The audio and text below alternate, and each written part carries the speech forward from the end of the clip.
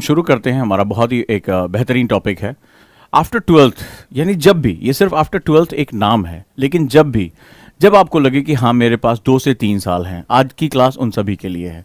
2 to 3 years जिनके पास लगता है, वो चाहे कभी भी हो, 2024 देना हो, 2023 देना हो, 2026 देना हो, कुछ भी हो, जब उनको लगता है कि मेरे पास 2 से 3 साल हैं, तो मेरी तैयारी का सही आयाम क्या होना चाहिए।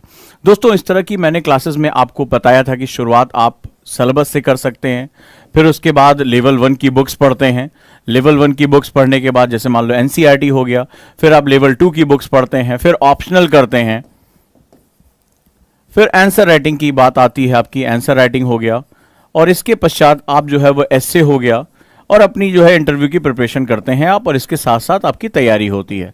ये बहुत ही हॉलिस्टिक है और इस पर हम कई बार बात कर चुके हैं, कई लोगों ने इसके बारे में बात किया, राइट, कि मतलब आप पहले सिलेबस से शुरुआत करें। जैसे कि मेरा जो है सिलेबस का जो एनी टाइम लर्निंग ऐप पे उसकी फ्री क्लासेस पढ़ी हैं, उसको आप पढ़ सकते हैं, देख सकते हैं। लेवल 1, लेवल 2 एनसीईआरटी की अभी क्लासेस चल रही हैं, एनसीईआरटी आंदोलन, लेवल 2 हो गया, ऑप्शनल हो गया, आंसर राइटिंग हो गया, एसए और तमाम तरह के इंटरव्यू की प्रिपरेशन, ये हम सभी जानते हैं।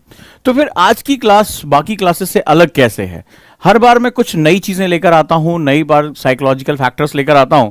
तो आज की क्लास में भी हम उसी तरह के साइकोलॉजिकल फैक्टर के बारे में बात करेंगे कि आज बेसिकली मैं आपसे कुछ चीजें बताऊंगा कि ये होता है कि सिलेक्शन के लिए मुझे ये बेसिक रिक्वायरमेंट है, ये मेरी। अब हम बात करेंगे आज फेलियर क्यों होता है। अगर हमें ये चीजें पता है कि सिलेबस पढ़ लो, लेवल 1 की बुक्स पढ़ लो, लेवल 2 की बुक्स पढ़ लो, ऑप्शनल पढ़ लो, आंसर राइटिंग कर लो, एस्से कर लो, सिलेक्शन हो जाएगा, ये बात सबको पता है। अगर ये बात सबको पता है तो होता क्यों नहीं है? अगर ये पता है कि ऐसे हो जाएगा, ठीक है, यही सही तरीका इंटरनेट पे अवेलेबल है, हजारों वीडियो पड़ी है, तो होता क्यों नहीं है? मेरा क्वेश्चन है, होता क्यों नहीं है? सिलेक्शन हो क्यों नहीं रहा? पास क्यों नहीं हो रहे हो? आज मैं इसके बारे में बात करने जा रहा हूं कि वो फंडामेंटल्स जो इसके बियॉन्ड है। मेरे ख्याल से तुम समझ गए होगे कि मेरा आज का मकसद बहुत ही गहरा है और आपकी उस नब्ज को छूने जा रहा हूं कि सब कुछ पता है। बोलो किसको ये नहीं पता? सबको पता है। कितनी बार मैं इस पे बात कर चुका हूं, वीडियो बना चुका हूं, लेकिन आखिर सवाल है, होता क्यों नहीं है? जब मुझे सब कुछ पता है कि ये बुक पढ़नी है, फलाना बुक पढ़नी है, हो क्यों नहीं रहा है? आज मैं उसके बारे में बात करने जा रहा हूं, 6 स्टेप्स के बारे में बात करूंगा, और मैं उम्मीद करूंगा कि अपनी डायरी में उन शब्दों को आप लिखेंगे, उसके बारे में आप एक विवेचना करेंगे कि आखिर जो मैं आज आपको 6 स्टेप सिखाने जा रहा हूं उसके बारे में खुद पर काम करिए, राइट। तो ये बहुत ही आपके लिए इंपॉर्टेंट है और आप समझ जाएंगे कि मुझे ये चीजें पता थी, फिर भी मुझे कौन है जो पढ़ने से रोक रहा है, कौन है जो मेरा जो है दिमाग को भ्रमित करता है, क्यों मैं इतना टेंस हो जाता हूं, क्यों मैं अच्छा आंसर नहीं लिख पाता जबकि मेरे टीचर ने मुझे पढ़ाया है। तो उसके पीछे क्या क्या कारण है, इसके बारे में आप यहां से बात करना शुरू कर देंगे। रेडी हैं आप? रेडी हैं? तो मैं आगे चलूं। मेरा मकसद आप समझ में आ गए। आज हम बात करेंगे कि क्यों होता नहीं हमसे। जब सब कुछ पता है तो हम क्यों नहीं कर पा रहे? हमें पता है कि 10 घंटे पढ़ना चाहिए, क्यों नहीं पढ़ पा रहे?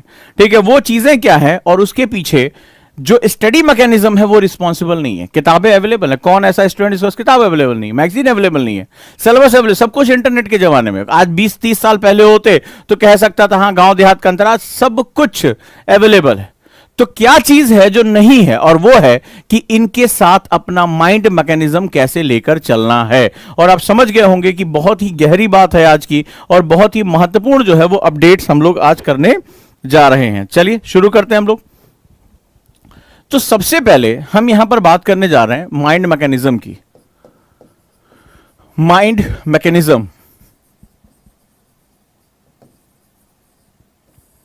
ये कुछ ऐसा है, क्या चीज है? क्या चीज है? मुझे कौन है जो एनसीईआरटी पढ़ने से रोक रहा है? क्या है जो आंसर राइटिंग में नहीं कर पा रहा हूं? ऑप्शन मुझे क्यों नहीं समझ में आ रहा है? गलत ऑप्शन मैंने कैसे चुन लिया? बहुत सी ऐसी चीजें हैं जो आपको जानना बहुत जरूरी है। एक छोटा सा एग्जांपल लेता हूं, ठीक है। आप एक ऑफिस में काम कर रहे हैं, फॉर एग्जांपल आप एक ऑफिस में काम करते हैं और आपको आपके बॉस ने कहा कि जाओ और तुम एक प्रिंट लेकर आओ, ठीक है। आप प्रिंट जो है जब लेते हैं, प्रिंटर को जब आप कमांड देते हैं तो एक पेपर निकलता है, और पेपर में आप क्या देखते हैं कि गलतियां हैं, उसमें स्पेलिंग मिस्टेक्स हैं प्रिंटर में, ठीक है। जब आप दिखाते हैं, जब आप आउटपुट निकालते हैं, बड़े ध्यान से मेरी बात समझिएगा, आपकी क्लास समझ में आ जाएगी। तो आपको समझ में आता है कि इसमें बहुत गलतियां हैं। फिर आप दूसरा प्रिंटर, पहले प्रिंटर के बजाय दूसरे पे जाते हैं, फिर सेम प्रिंट आउट लेते हैं, क्या होगा? प्रिंट आउट में फिर गलतियां अंदर होती हैं, कुछ मिस्टेक है। फिर तीसरे प्रिंटर पे जाते हैं, फिर आपको वही गलती दिखाई पड़ रही है। तो आपको क्या करना होगा? आपको यहां पर क्या चीज करनी होगी? क्या प्रिंटर को बदल देने से, आप मुझे जवाब दें, मेरे साथ इस क्लास में जुड़े, क्या प्रिंटर को बदल देने से मेरी ये गलतियां खत्म हो जाएंगी? मुझे जवाब दें, क्या ये प्रिंटर चेंज कर देने से, 1 2 3 4 कंपनी चेंज कर देने से, क्या जो प्रिंट की मिस्टेक्स हैं, जो प्रोग्रामिंग की मिस्टेक्स हैं, इंटरनल मिस्टेक्स हैं, वो सेंटेंस गलत लिखा है, ग्रामेटिकली गलत है, क्या वो गलतियां सही हो जाएंगी? आप मुझे जवाब दें। नहीं सही होंगी? बिल्कुल सही कहा आपने, ये नहीं सही होंगी।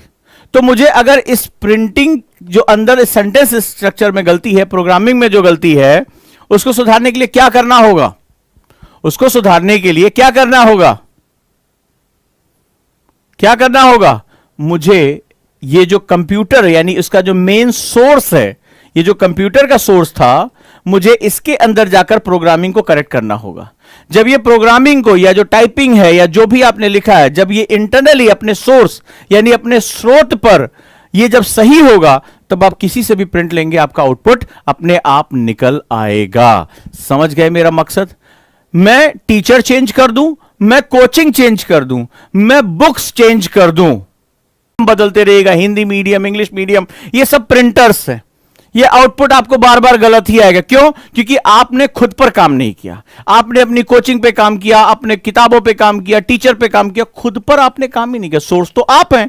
इस पूरी कहानी का यूपीएससी देना किसको है? आपको देना है। सोर्स कौन है? आप हैं। और आपका जो सीपीयू है, आपका जो ब्रेन है, अगर वो राइट प्रोग्राम्ड है, तो हर बार आप गांव में हैं, आपका आउटपुट निकलेगा। आप पिछड़ी जगह से हैं, आपका आउटपुट निकलेगा। यूपीएससी आपका है। और इसी वजह से यूपीएससी में जो बहुत कम अंक पाने वाले, अपने ग्रेजुएशन में, 12th में फेल होने वाले बच्चे होते हैं, वो यूपीएससी क्रैक कर जाते हैं। क्यों? क्योंकि वो सही डायरेक्शन में अपनी ऊपर काम करते हैं, अपनी प्रोग्रामिंग पे काम करते हैं, अपने माइंडसेट पर काम करते हैं, पर्सनालिटी पे काम करते हैं, और रिजल्ट उनके हिस्से में आ जाता है। आप समझ गए होंगे कि आज की क्लास एक्चुअली में सोर्स पर के लिए। सोर्स पर काम करना शुरू करिए। बहुत छोटी छोटी चीजें, ये छोटी छोटी चीजें हमारी जिंदगी बदल के रख देती हैं। हम पूरे टाइम, जैसे वो एक हिरन होता है ना, उसकी थैली में कस्तूरी होता है और उसकी सुगंध में वो दुनिया नाचता रहता है, और उसके अंदर कस्तूरी, उसी तरह आप भी उसी हिरन की तरह हो, मृग की तरह हो, कि आपका सॉल्यूशन आपके आसपास है। आपको अपने सबसे पहले एटीट्यूड और ब्रेन पर आपको काम करना है, और आप पूरी दुनिया में इसका सॉल्यूशन घूमते रहो। ये टीचर अच्छा है, वो टीचर बुरा है, वो कोचिंग अच्छी है, वो कोचिंग बुरी है, वो किताब अच्छी है, वो नई वाली एनसीईआरटी, पुरानी वाली एनसीईआरटी, पूरी दुनिया की डिबेट तुम करते चले जा रहे हो। लेकिन तुम कहां, जहां काम करना चाहिए वहां पर तुम्हारा कोई वर्क नहीं हो रहा है। राइट? तो चलिए अब हम इस पर आज काम करते हैं कि वो माइंड मैकेनिज्म क्या है जो मेरे बिगिनर, खासतौर में सभी बिगिनर से बात करने जा रहा हूं, जो मेरे जितने भी बिगिनर स्टूडेंट हैं, मैं उनसे बात करने जा रहा हूं, विच इज वेरी इंपॉर्टेंट। और उन पर मैं बात करूंगा कि ये बेसिकली फंडामेंटल है क्या मेरे लिए। Right? This is the fundamentals मेरे पास क्या है। एक बहुत छोटी चीज है, लेकिन ये चीजें जो है वो आपको गलतियां करने से आगे रोक देंगी। पहला क्वेश्चन, आज आप एक डायरी लें, ठीक है, और पहला क्वेश्चन लिखें। आज उसमें फर्स्ट क्वेश्चन, हम माइंड को प्रोग्राम करने जा रहे हैं, हम रीप्रोग्राम करने जा रहे हैं। सबसे पहले, what is your overall mission? ठीक है, लिखो, what is my overall mission और पर्पज। मेरा समग्र उद्देश्य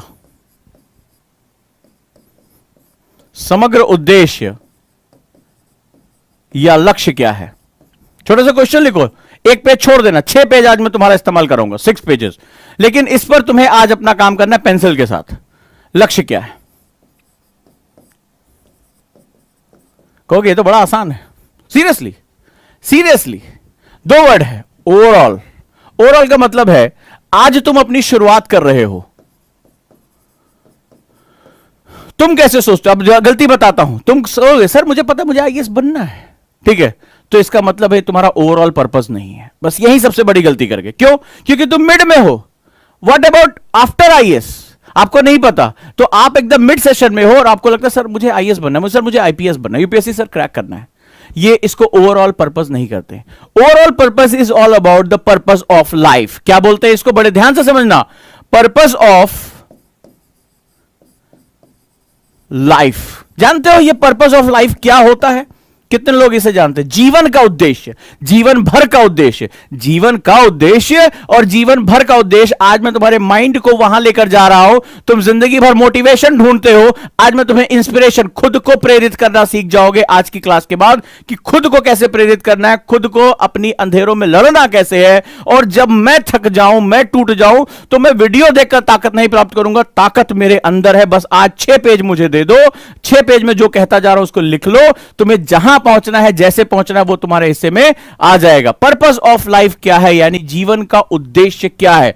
जब मैं जीवन के उद्देश्य की बात करता हूं तो बहुत इंपॉर्टेंट सेगमेंट होता है। जानते हो, जब हमारी गाड़ी कहीं कीचड़ में फंस जाती है, हमारी कार जब कहीं कीचड़ में फंस जाती है, तो हमें क्या करना पड़ता है? मान लो कहीं फंस गई, मान लो हमारी ये कार है, हमें इसको ड्रैग करना पड़ता है। क्या करना पड़ता है? ड्रैग करना पड़ता है, हमें खींचना पड़ता है, धक्का देना पड़ता है लाइफ में। तो जब हम यूपीएससी की तैयारी में आते हैं तो यूपीएससी का रास्ता ऐसे नहीं है। तुम्हें लगता होगा आज हमने शुरू किया है बाबू, हम जो है वो क्या होगा, ये पहुंच गए लबासना, ये हमें लगता है कि हम ये लबासना पहुंच गए। बिल्कुल गलत है। यूपीएससी का रास्ता ऐसे चलता है, ऐसे चलता है। बहुत ही ऊंची नीची पहाड़ियां हैं, बहुत अप्स एंड डाउन्स आते हैं। कभी आप ढाल पर लुढ़क जाते हो, फिसल जाते हो, कई बार खुद को धक्का देने में अतड़ियां जो है वो निकल जाती हैं। इतनी बार खुद को धक्का देना पड़ता है, खुद से लड़ना पड़ता है, नींद से आंखें भरी हुई हैं, थकान से शरीर टूट रहा है, और खुद से कहना उठ उठ, तुझे पढ़ना है। अपने अंदर एक उत्तेजना पैदा करनी पड़ती है। सामने लक्ष्मीकांत पड़ी हुई है, विपिन चंद्रा पड़ा हुआ है, छोड़ यार वेब सीरीज देख लेते हैं, हाथ में फोन खुला हुआ, अंदर से एक आवाज आती, खुद को एक तमाचा मारते, उठ उठ, तुझे पढ़ना है। तो क्योंकि तुझे अब पता है। लेकिन वही स्टूडेंट एक बैठता है और कहता है अरे यार छोड़ यार, आज एक वेब सीरीज देख लेते हैं, अभी नई आई है झकासी फैमिली मैन, कल पढ़ लेंगे। भाई तेरा कल पढ़ेगा। लेकिन जिसको यह पता होता है कि मेरे जीवन का उद्देश्य क्या है, वो ड्रैग करता है। देखो, गाड़ी को हमने खींचा ना, कीचड़ से निकाला, तो यहां पर तुम फंस चुके हो। जब कुछ महीने बाद तैयारी के तुम्हारा डाउनफॉल आएगा, तो तुम्हारे अंदर ही एक व्यक्तित्व निकलता है, तुम्हें खींचता है। और कौन खींच पाता है? जिसे पता होता है कि अंतिम क्षितिज पर क्या चमक रहा है, ये उसको पता होता है मेरे लिए क्या रखा है। और वो लोग होते हैं जिनको लबासना आईएएस जिनका ड्रीम नहीं होता है। बिल्कुल गलत ना। ये तो मोटिवेशन जितना हम सोचते हैं उसका बहुत कम परसेंट हमें मिलता है भाई, हर चीज में ध्यान रखना। तो जिसका उद्देश्य सिर्फ आईएएस बनना नहीं है, जिसका उद्देश्य देश का बेहतरीन प्रशासक बनना है, याद रखिएगा, एडमिनिस्ट्रेटर बनना है। और वो क्या काम कर रहा होगा, उसको पता होगा कि जब मैं आईएएस बनकर जाऊंगा तो मेरे यहां बच्चियों को मैं शिक्षा दूंगा। मेरा मकसद है, मैं अपने यहां इंफ्रास्ट्रक्चर का मैंने कमी झेली है, अच्छे स्कूल नहीं मुझे मिले हैं, मैं उनके लिए काम करूंगा, जीवन पर्यंत काम करूंगा। मुझे अपने प्रशासन में, सिस्टम में किसी से लड़ना पड़े, मैं लड़ने के लिए तैयार हूं। बेहतरीन प्रशासक मुझे बन के निकलना है। यानी तुम्हें यह नहीं सोचना है कि मेरा ये लबासना पहुंचकर जो है मैं आराम से अंगूरों के बाग में लेटूंगा ना। मुझे तो ये एक पड़ाव है। तब जब आपका लबासना जो होता है वो डेस्टिनेशन नहीं बनता है, वो आपका क्या होता है, पड़ाव बन जाता है, एक शिविर बन जाता है कि थोड़ी देर ठहरना है, थोड़ी सी ट्रेनिंग लेनी है, अपने आप को निखारना है। मेरा तो जीवन ही मेरे लक्ष्य के लिए समर्पित है। ये बहुत बड़ा अंतर होता है। और जिस अभी आपको ये समझ में नहीं आएगा, बिगिनर हो, लेकिन पूरा जीवन मेरे इसी शब्द के अंदर निखरा हुआ है। कई बार मुझसे, अभी मैं जस्ट जो है वो 2 मिनट पहले एक मीटिंग से, बहुत थका देने वाली मीटिंग से उतरा हूं, सीधे यहां क्लास में घुसा हूं।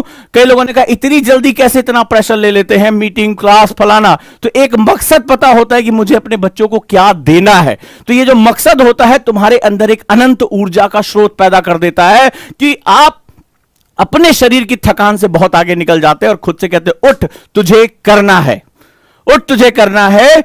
ये जो ताकत आ जाती है उसी को हम लोग बोलते हैं अपने आप को ड्रैग कर लेना। और जिस स्टूडेंट को खुद को ड्रैग करना आ गया, खुद को खींचना आ गया, वो फिर दुनिया की कोई ताकत उसे रोक नहीं पाएगी। तो पहला गोल याद रखना कि किसी भी एग्जाम को क्रैक करने से पहले, काट दिया मैंने, किसी भी एग्जाम को क्रैक करने से पहले उस एग्जाम का जीवन में महत्व जानने की कोशिश करना। बहुत ही महत्वपूर्ण बात कह रहा हूं। किसी एग्जाम को, कोई भी आप एसएससी कर रहे हो, बैंक, सभी अपनी जगह बहुत अच्छे हैं। तो अगर आईएएस मेरे जीवन, मुझे यह क्रैक करना है, सिविल सर्विस में जाना है, तो मेरे जीवन का उद्देश्य क्या है? क्या मैं पूरा जीवन इस सेवा के लिए समर्पित कर पा रहा हूं, कर पा रही हूं? अगर हां, तो मेरा उद्देश्य यह नहीं है, मेरा उद्देश्य यह है कि जब अफगानिस्तान पे नीतियां बनानी हो तो प्रधानमंत्री मुझे रात में कॉल करें कि साहब आप नेशनल सिक्योरिटी एडवाइजर हैं, जल्दी पहुंचे, भारत के सम्मुख एक संकट आया है, हमें आपकी बुद्धिमत्ता, आपके अनुभव और आपकी सेवाओं की मुझे आवश्यकता है। जब भारत में आर्थिक रूप से मंदी आ रही हो तो सरकार आपको कॉल करे कि क्या आप आरबीआई के गवर्नर का उत्तरदायित्व तो ले सकते हैं, भारतीय अर्थव्यवस्था को क्या आप फिर से अपनी ऊंचाइयों पर पहुंचा सकते हैं। जब भारत को अपनी टेक्नोलॉजी में टर्नओवर करना हो, बहुत ज्यादा जो चेंजेस लेकर आने हो, तो सरकार आपसे कहेगी कि सर आइए और मानद पद संभालिए, आपका अनुभव राष्ट्र में हजारों लाखों नौकरियां पैदा कर सकता है, हजारों लाखों जिंदगियों में वो रोजगार दे सकता है। अगर यह क्षमता है तुम्हारी तो राष्ट्र के लिए तुम कभी भी नहीं थकोगे। तुम्हारी उम्र भी तुम्हारी शक्ति के आगे, आंतरिक शक्ति के आगे छोटी पड़ जाएगी। अजीत डोभाल साहब रिटायर होने की उम्र से आगे निकल चुके हैं, सरकार पकड़ पकड़ के लेकर आ रही। ई श्रीधरन साहब जिनको मेट्रो मैन कहा जाता है, सरकार कह रही है आइए सर प्लीज हमारा मानद रूप में आप आ जाइए। तमाम ऐसे जाने माने दिग्गज लोग जिनको सरकारें कह रही मत जाइए, आपके अनुभव की इस राष्ट्र को बहुत आवश्यकता है। तो यह वो शक्ति है जो तुम्हें अंधेरों में एक झटके में कि मुझे फोन फेंकना है, मुझे नहीं देखना है वेब सीरीज, मुझे नहीं करनी है चैट, मेरी लक्ष्मीकांत मुझे कितना भी तबाह कर रही हो, मुझे कितना भी जो है वो तकलीफ पहुंचा रही है, मुझे उठना है और पढ़ना है, तो खुद से कह पाओगे चल उठ और पढ़। तेरा मकसद ये है, तेरा मकसद ये परीक्षा नहीं, तेरा मकसद, तेरा जीवन ही तेरा मकसद है। ये परीक्षा तेरा मकसद नहीं है, तेरा जीवन ही तेरा मकसद है। जिस दिन तुमने अपने कॉन्फिडेंस से कहना शुरू कर दिया, जिस दिन तुमने जो है छाती चौड़ी करके ये बात कहनी शुरू कर दी, तुम मुझे बताओ कि कौन सी परीक्षा जो है रोक पाते हैं। और यही कारण है कि यूपीएससी में जो साहस होता है, अंदर की वो ताकत होती है, एक दिव्यांग बच्ची से कहती है कि तुम आईएएस टॉपर बनती है, और पूरी दुनिया को, जहां लोग कहते थे 60% शरीर काम नहीं कर रहा है, वो पूरी दुनिया को कहती है चल भाई देखो मैं आईएएस बन के दिखा दूं। जिसके पिता को आतंकवादियों ने गोली मार दी हो, वो जाकर कहता है कि मैं यूपीएससी का टॉपर बन सकता हूं। तो ऐसे लोग जिनकी पिता की हत्या कर दी गई हो और पूरी थाने में जिनकी कोई सुनवाई नहीं हो, वो बहनें जाकर खड़ी होकर कहती हैं कि हां मैं आईएएस बन सकती हूं, मेरे अंदर वो ताकत है। तो सामान्य बैकग्राउंड से, शोषित बैकग्राउंड से आए हुए लोग जिनका कोई बहुत बड़ा एकेडमिक बैकग्राउंड नहीं है, वो अपने साहत, अपने मकसद, क्योंकि उनके जीवन उनका मकसद बन चुका था, उन्हें समाज को दिखाना था कि एक पिता जिसकी हत्या कर दी गई है वो भी सिविल सेवा क्रैक कर सकता है, कर सकती है। तो ऐसी कंडीशन में वो समाज को एक बताते हैं कि मुझे इस परीक्षा को क्रैक नहीं करना है, ये मेरा जीवन ही मेरा मकसद बन चुका है। बस जिस दिन ये आ गया उस दिन तुम क्षितिज के पार देखना शुरू कर दोगे और खुद से कहोगे मेरे पास एक अनंत ऊर्जा स्रोत है। और ऊर्जा की कमी ही तो खा जाती है लोगों को। जैसे ही ऊर्जा कम हुई, लाओ थोड़ा सा फ्रेश होके देख लेते हैं, एक वेब सीरीज ही तो देखनी है। और मैंने तो आज तक 1-2 वेब सीरीज देखी है, मुझे तो नहीं लगा कि 1 या 2 एपिसोड के बाद कोई टीवी बंद कर पाता है। मानते हो या नहीं मानते हो, बोले यार अब अगला एपिसोड उसको पूरा देख ले, रात भर देख लो, कोई दिक्कत नहीं है। ये बहुत बड़ा जो है एक अपने आप में जो है वो व्यसन है, अपने आप में एक बहुत बड़ा एडिक्शन है। लेकिन इस एडिक्शन को, ये बहुत से एडिक्शन आएंगे, किसी को प्रेम हो जाता है, कोई कहता है कि सर रिश्तों की वजह से मन नहीं लग रहा है, किसी को सोशल मीडिया का एडिक्शन है, किसी को गाने सुनने का एडिक्शन है, किसी को वेब सीरीज का एडिक्शन है। एडिक्शन मतलब क्या होता है? तुम एडिक्शन को गाली दे रहे हो, बात एडिक्शन की नहीं है, बात तुम्हारे अपने रिफ्रैक्शन की है कि अपने गोल से हटे। क्यों हटे? क्योंकि तुम खुद को खींच नहीं पाए। तुमने सोचा जिंदगी की गाड़ी ऐसे सपाट चलती है, लेकिन जिंदगी की गाड़ी तो इतने ऊपर अप डाउन चलती है, तो जब डाउन गए तो तुम ड्रैग कर पाए, जब ड्रैग नहीं कर पाए दलदल में फंस के खत्म हो गए। हजारों स्टूडेंट खत्म हो जाते हैं। और जब अगर अंतर मन की ताकत है, जब उद्देश्य को पता है कि मेरा सूरज इस क्षितिज पे चमकता है, मेरा जीवन ही मेरा मकसद है, खुद को ड्रैग कर ले जाओगे और फिर पीछे पलट के कहोगे यही था मेरी जिंदगी की मुसीबतें, ऐसी बहुत सी मुसीबतें अभी मेरे सामने आएंगी और ऐसी मुसीबतों को मैं कुचलता हुआ निकल जाऊंगा। यह इच्छा शक्ति होनी चाहिए। नहीं तो बाद में कहोगे अरे सर बड़ी प्रॉब्लम्स आ गई थी तैयारी में, सर बड़ा सर घूमता था, मन जो है यहां लग जाता था, वो प्रेम हो गया था, दिल टूट गया था। 50 बातें तुम करोगे और फिर दूसरों को बताओगे कि मैं कितना कमजोर हूं। क्लियर है? लिखो इस पर, आज बात करो। क्या तुम अपने मकसद को अपनी जिंदगी मानते हो या जिंदगी तुम्हारा मकसद बन चुकी है? अब इस बारे में विचार करना तुम आज से शुरू करो। ये पहली मेंटल प्रोग्रामिंग है जहां पर जब ये तुम ड्रैग होते हो ना, अकेले होते हो, तुम्हारा साया भी साथ छोड़ देता है, माता पिता भाई बहन गुरु कोई नहीं होता है जब अंदर व्यथित मन से चल रहा हो, जब फेलियर सामने आते हैं, जब लोगों की चुभती हुई आवाजें ताने तुम्हारे अंदर झुकते, उस समय ये घुटन इकलौती होती है। तो ये घुटन एक दलदल है, ये युद्ध तुम्हारे अंदर है। इससे वही निकल सकता है जिसको ये पता हो कि मेरे मकसद का क्या आयाम है, मेरा जीवन ही मेरा मकसद है, मुझे लड़ना है, मैंने अपना जीवन ही इस युद्ध के लिए समर्पित करी है। तो छोटी छोटी चीजें सामने आती रहेगी, हम लड़ लेंगे। जो जीवन को एक समग्र रूप में देखता है उसी के लिए पूरा जो है वो युद्ध है। तो अगर बड़ा सोच रहे हो तो बड़े बलिदान के लिए भी तैयार रहो। ये जो दिखाया जाता है ना कि ये सपनों की सब जगह है, आए और भड़ाक से आईएएस बन गए, वीडियो देखे बोले वो झकास से जो है फॉर्च्यूनर से उतरा था एकदम चौड़ा होके, कोई टेंशन नहीं है। इतना जल्दी वो फॉर्च्यूनर तुम्हें देने वाले नहीं है, उससे पहले तुम्हारे जो है वो फॉर्च्यून को निचोड़ के ना तब तुम्हें वो फॉर्च्यूनर देंगे। पहले तुम्हें वो पूरी तरह से निचोड़ लेंगे। तो तुम्हारे अंदर वो है या नहीं है कि निचोड़ जाने पर, दबाव पड़ने पर तुम बिखर गए तो फिर क्या फायदा। तो अब चलिए हम आगे चलते हैं। अगला सवाल है, अब दूसरा प्रश्न आया कि सर आपने कहा सिर्फ मुझे यहां नहीं सोचना है, मुझे अपने जीवन को एक बेहतरीन ऑफिसर के रूप में देखना है। आज कई ऑफिसर हैं, वो अपने कामों के लिए बहुत ही बेहतरीन प्रेरणा के लिए जाने जाते हैं। सिंपल शरीर है, सिंपल जो है लुक है, लेकिन उनके काम इतने बेहतरीन हैं, उनके दिमाग की गरिमा इतनी जबरदस्त है कि लोग घबराते हैं।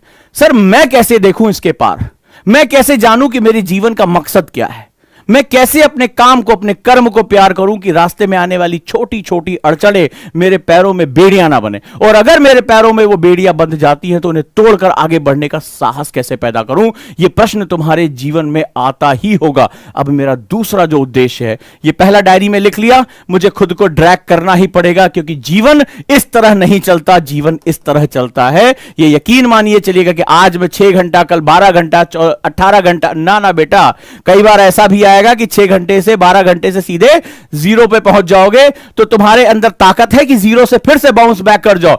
जो बाउंस बैक कर गया वही जो है वो क्या होगा, शहंशाह कहलाएगा। अब सवाल है कि कैसे मैं अपने ओवरऑल मिशन को, अपने पूरे जो है जीवन के उद्देश्य को समझ पाऊं, क्या करना होगा। चलिए देख लेते हैं। अगला प्रश्न लिखो, इस लक्ष्य के महत्वपूर्ण परिणाम क्या हैं। इस लक्ष्य के महत्वपूर्ण परिणाम क्या है।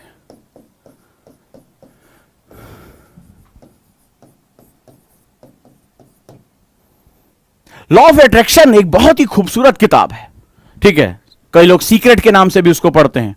कॉस्मिक एनर्जी के बारे में भी बात करते हैं कि ब्रह्मांड से जो मांगो वो तुम्हारे सामने तुम्हारा अवचेतन मन लाकर खड़ा कर देता है। यह प्रश्न कुछ उसको आधारित है। जब मैं अपने मकसद को वास्तविकता में रूप में देखा, मैं तुम्हें एक प्रैक्टिस बताने जा रहा हूं। अपने कमरे में जहां तुम एकांत में हो, अलमारी के अंदर, डायरी के अंदर एक विजुअल बुक बनाओ, एक ऐसी किताब बनाओ जिसमें अपनी फोटोज को, अपने विजुअलाइजेशन को तुम सामने रख सको। यानी कि जब मैंने कहा कि मेरे लक्ष्य के महत्वपूर्ण परिणाम क्या हैं, यानी कि what are the key results of this goal, key results of this गोल, कि मैं जो यूपीएससी को क्रैक करने जा रहा हूं उसके रिजल्ट्स क्या हैं। तो रिजल्ट तुम्हारे और मेरे अलग हो सकते हैं। मान लो मेरे पिता को जमीन से बेदखल किया गया था, तो मुझे अपने पिता का सम्मान दिलाना है, मुझे वापस लेकर आना है वो सम्मान, वो जो है उनको जो है शोषित किया गया, उनको मारा पीटा गया, मुझे उनको न्याय दिलाना है। मुझे मेरे किसी भी अवस्था की वजह से समाज में मेरा मजाक उड़ाया गया, मेरा जीना हराम किया गया, और मेरे वजह से मेरी जो है अस्मिता पर, मेरे गर्व पर उन्होंने जो प्रहार किया है। तो नाम लिखो वो कौन कौन है जिनको मुझे जवाब देना, उनको विजुअलाइज करके लेकर आओ। परिणाम, मैं अपने समाज में बदलाव लेकर आना चाहता हूं। वो बदलाव तुम संसार नहीं बदल दोगे, लेकिन उन चीजों को पकड़ो जो बदलाव कर सकती है। मुझे शिक्षा में, ठीक है, मुझे अपने स्कूल, अपने गांव, प्राथमिक शिक्षा में, महिलाओं की सुरक्षा में मुझे बहुत बदलाव करने हैं, तो मैं बदलाव करने के लिए तैयार हूं। ये विजुअल बोर्ड बनाओ, यानी दृश्य कर सको, अपने लक्ष्य को गहराई से देख सको। ये जब एकांत में होगे तो यही तुम्हारा सबकॉन्शियस माइंड सिर्फ पिक्चर फॉर्म में चीजों को समझता है। इसको पिक्चर फॉर्म में लेकर आओ। अपने पिता की फोटो लगाओ और नीचे लिखो, मैं इन्हें गर्व अनुभूति कराना चाहता हूं। उस व्यक्ति की फोटो लिखो जिन्होंने इसको अपमानित किया था, वहां रखो कि मुझे इस आदमी को इसका जवाब देना है। मुझे यहां पर अपने उस स्कूल की, जहां तुम पढ़े हो, नदी पार करके तुम्हें जाना पड़ता था, स्कूल में मास्टर नहीं आते थे, मुझे यहां पर जाना है और यहां पर स्थितियों को सुधारना है। सिर्फ सोचो नहीं, कहो नहीं, देखना शुरू करो। दो तरह से कहा जाता है, एक दुनिया से कहा जाता है और एक खुद से कहा जाता है। हम ज्यादातर दुनिया को बताते हैं, सर मैं आईएएस बनना चाहता हूं क्योंकि मैं समाज में सुधार करना चाहता हूं। हजारों बच्चे मुझसे यही बात कहते हैं। मैं उनसे यही पूछता हूं, तुमने खुद से कभी कहा? तुमने दुनिया को बताया, चाचा को बताया, फूफा को बताया, मास्टर जी को बताया, प्रेमी को बताया, प्रेमिका को बताया कि मैं ये करना चाहता हूं, मैं आईएएस बनना चाहता हूं। कभी तुमने खुद से कहा कि मैं क्या चाहता हूं? और तुम जब खुद से कहने पे आते हो, तुम्हारी भाषा को नहीं समझता है, वो तुम्हारे अंतर्मन को समझता है। ये तुम्हारा अंदर जो है वो तुम्हारे अंतर्मन को समझता है। तुम्हारा मन किस चीज को देखता है वो बड़ा ही क्या होता है, विशिष्ट होता है, बड़ा स्पेसिफिक होता है। उसको सिर्फ एक ध्येय, एक लक्ष्य ही पता होता है। इसकी तस्वीर उसके दिमाग में बैठ जाएगी कि मुझे इसको जवाब देना है, और वो धीरे धीरे वो तस्वीर छन छन के, जैसे पानी छन छन के सागलों में अंदर पहुंचता है, ये छन छन के रोज थोड़ा सा छन छन के तुम्हारे अवचेतन मन में पहुंचेगा। ये विजुअल बुक, जब तुम ये उम्मीद करो, मैं भी एक बादशाह को पढ़ रहा था, ठीक है, आप बहुत जाने माने रैपर है, आज बहुत अमीर आदमी, अरबपति आदमी हो गए, लेकिन एक बात उनकी बड़ी अच्छी लगी। उन्होंने कहा मेरे पिताजी जो है सामान्य स्टोर पे काम किया करते थे, उनको नहीं पता था ऑडी क्या होती, तो वो कहते हैं वो 5 छल्ले वाली कार यार बड़ी अच्छी लगती है, 5 छल्ले वाली कार बड़ी अच्छी लगती है। बादशाह बहुत जाने माने रैपर हैं, तो उन्होंने कहा 5 छल्ले वाली कार बड़ी अच्छी लगती है। उन्होंने कई बार अपने बच्चे के सामने कहा कि 5 छल्ले, उनको नहीं पता वो ऑडी होती है। और जब बादशाह आगे बढ़े, उन्होंने कमाया, तो उन्होंने कहा मैंने इसको अपने अंतर मन में बसा लिया था, अपने अंतर मन में बसा लिया था, अपने अंदर बसाया था। और जब मैंने पिताजी को ऑडी गिफ्ट की, तो उनकी आंखों में जो आंसू थे, जो चेहरे पे चमक थी, बोले कि मैं संसार की सारी दौलत लुटा के भी अपने पिता के चेहरे पे जो मैंने चमक देखी है, जो उनकी आंखों में आंसू देखे हैं, जो मैंने भाव देखा है संतुष्टि का, वो मुझे सारी दुनिया की दौलत लुटा के भी मैं नहीं खरीद सकता। लेकिन इसको पाने,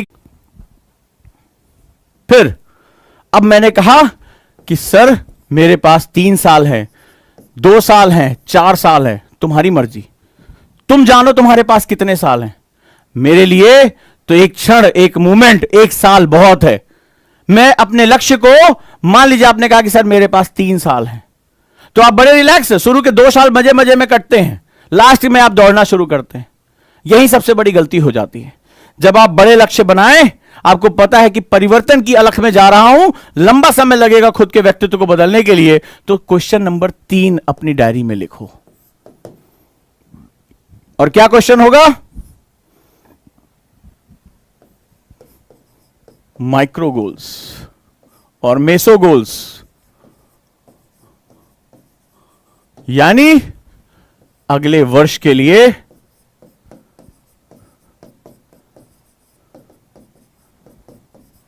मेरे लक्ष्य क्या हैं।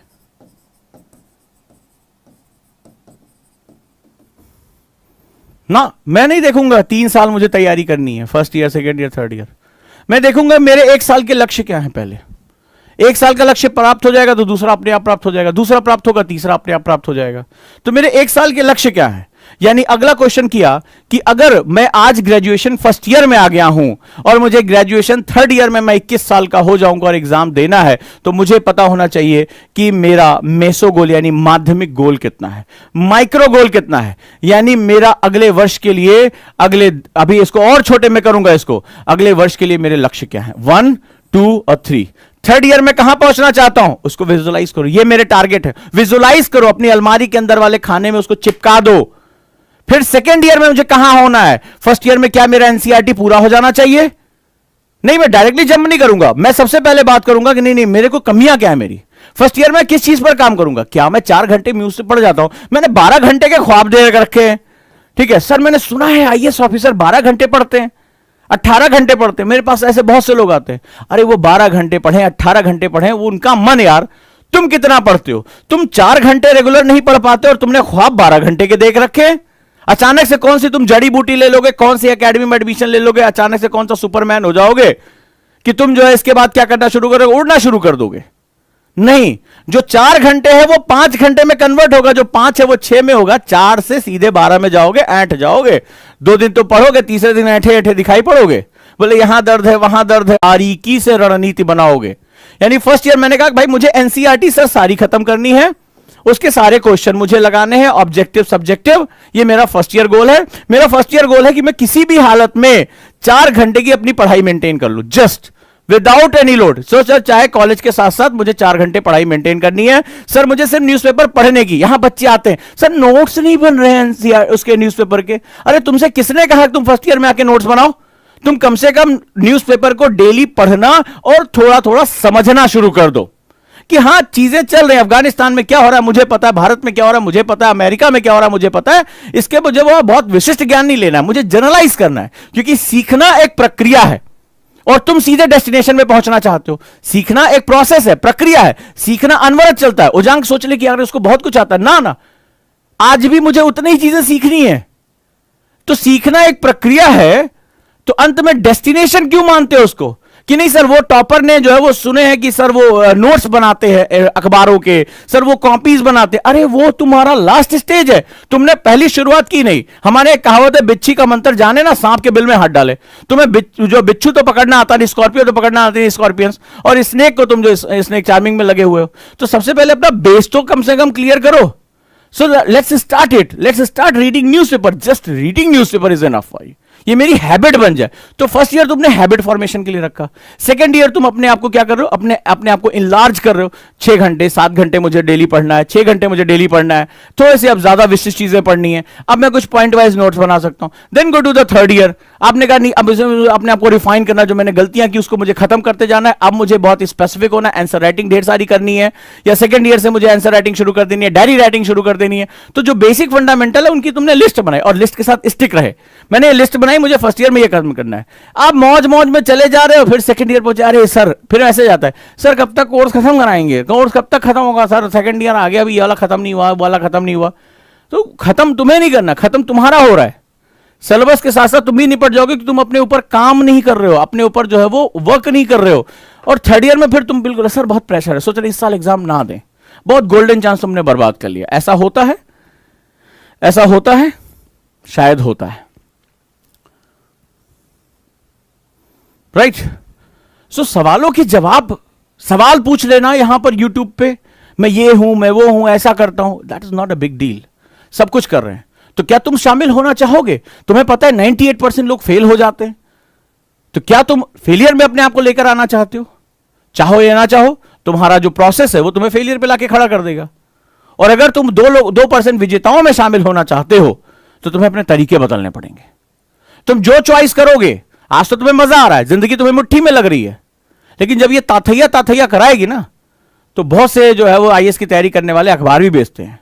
तो चॉइस तुम्हारी है, तुम किधर जाना चाहते हो, कैसे करना चाहते हो। लाइफ को जितना इजी अभी ले लोगे, लाइफ तुम्हें इजी ले लेगी, ठीक, तुम्हारे साथ खेलेगी। तो अब तुम देख लो कि तुम्हें क्या करना और क्या नहीं करना है। ये तुम्हारी अपनी जो है वो एक सेगमेंट है। मेरा काम है इसको बताना कि स्टेप बाय स्टेप चलो, आराम से इसको सीखो, समय लो अपने आप को प्रिपरेशन करने के लिए। अगर यूपीएससी सोचा है तो वो देश की सबसे प्रतिष्ठित और सबसे बड़ी परीक्षाओं में से एक है।